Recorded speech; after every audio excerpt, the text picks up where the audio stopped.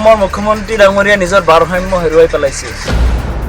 গতিকে মুখ্যমন্ত্ৰী ডাঙৰীয়াক আমি হুকিয়াই দিছোঁ, আপুনি ৰাজধৰ্ম পালন কৰক, অন্যথা আপুনি পদত্যাগ কৰক, কাৰণ আপুনি মুখ্যমন্ত্ৰীৰ পদৰ যোগ্য নহয় বুলি আমি ভাবিছোঁ।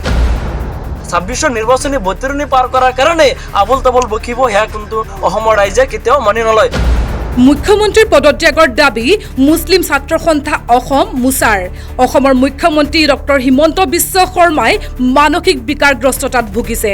26ৰ নিৰ্বাচনী বৈতৰণি পাৰ কৰিবলৈ মুখ্যমন্ত্ৰীয়ে আবুল তাবুল বকিছে।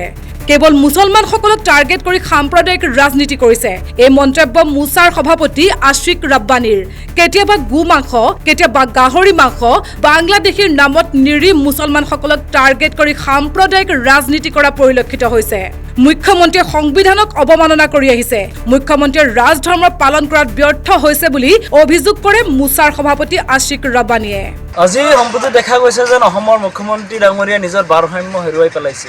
আজি বিভিন্ন সময়ত বিভিন্ন মন্তব্য কৰা পৰিলক্ষিত হৈছে। আমি মুছলিম ছাত্ৰ সন্থাই ইয়াৰ তীব্ৰ গৰিহণা দিছোঁ। আজি চাওক, কিছুদিন আগতে মুখ্যমন্ত্ৰীয়ে কৈছে, যদি কোনোবাই গৰুৰ মাংস আপোনাৰ ঘৰৰ ওচৰত পেলাইছে বা মন্দিৰৰ ওচৰত পেলাইছে, আপুনি গাহৰি মাংস নি পেলাই তেওঁলোকৰ ধৰ্মীয় স্থানত পেলাই দিয়ক। গতিকে ইয়াৰ জৰিয়তে এটা সাংবিধানিক পদমৰ্যাদা থকা ব্যক্তি এগৰাকীয়ে এনেকুৱা কথা কোৱাটো অসাংবিধানিক বুলি আমি মন্তব্য কৰিছোঁ। আজি চাওক, মুখ্যমন্ত্ৰী ডাঙৰীয়া, আপুনি ৰাজধৰ্ম পালন কৰক, জাতি ধৰ্ম বৰ্ণ নিৰ্বিশেষে আপুনি কাম কৰক। আজি বিভিন্ন জনগোষ্ঠীৰ মিলনভূমি হৈছে অসম, আৰু এই অসমতে আপুনি সাম্প্ৰদায়িক ৰাজনীতি কৰা পৰিলক্ষিত হৈছে। আপুনি যিবিলাক উচতনিমূলক বক্তব্য দিছে তাৰ আমি তীব্ৰ বিৰোধিতা কৰিছোঁ।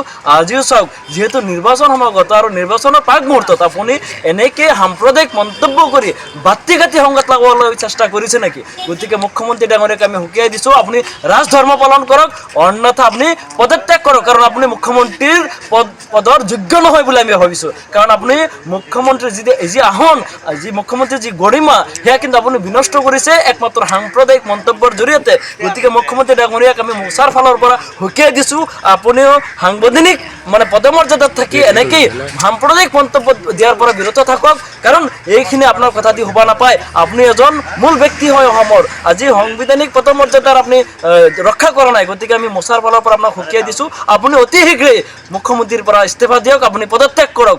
অকল গাদ্দি ৰখাৰ স্বাৰ্থত 26ৰ নিৰ্বাচনী বতৰণি পাৰ কৰাৰ কাৰণে আবুল তাবুল বকিব, সেয়া কিন্তু অসমৰ ৰাইজে কেতিয়াও মানি নলয়। গতিকে আমি আহ্বান জনাইছোঁ অসমৰ ৰাইজক, এনেকৈ মুখ্যমন্ত্ৰীৰ কথাত প্ৰৰোচনাত নগৈ যাতে আপুনি আমাৰ যিটো আমাৰ ভাতৃত্ববোধ, অসমৰ মুছলমান হিন্দু মুছলমানৰ যি ভাতৃত্ববোধৰ এনাজাৰী যাতে ঠিক থাকে, তাৰে আমি কামনা কৰিছোঁ। গতিকে মুখ্যমন্ত্ৰী ডাঙৰীয়া একমাত্ৰ RSSক বিজেপিক সন্তুষ্ট কৰাৰ কাৰণেহে এনেকৈ মন্তব্যবিলাক কৰি আছে বুলি আমি অভিযোগ উত্থাপন কৰিছোঁ। গতিকে আজি কিছুদিন ধৰি দেখা গৈ আছে যেন কেতিয়াবা মুছলমানৰ আপোনাৰ মাদ্ৰাছাৰ ভোল্টেজৰ উঠাই দিব, মছজিদ ভাঙি দিব, কেতিয়াবা আপুনি উচ্ছেদ কৰিব, কেতিয়াবা আকৌ ক'ব যেন যে লাভ জেহাদ কৰিছে। এনেকৈ বিভিন্ন ধৰণৰ মন্তব্য দি মুখ্যমন্ত্ৰী ডাঙৰীয়াই যি পৰিৱেশ বিনষ্ট কৰাৰ চেষ্টা কৰিছে, সেয়া কিন্তু কোনোপধ্যে গ্ৰহণযোগ্য নহয়। আপুনি কেতিয়াবা পৰিৱেশৰ ৰাজনীতি কৰিব, কেতিয়াবা আপুনি গোমাংসৰ ৰাজনীতি কৰিব, এনেকৈ কৰাটো কিন্তু খুবেই গৰিহণাৰ যোগ্য বুলি আমি মুছাই অৱগত কৰিছোঁ। গতিকে এইবিলাকৰ পৰা আপোনাক বিৰত থাকিবলৈ আমি মুছাৰ পৰা আপোনাক হুকিয়াই দিছোঁ। মৰিগাঁৱৰ পৰা Basheer Ahmed, news desk report.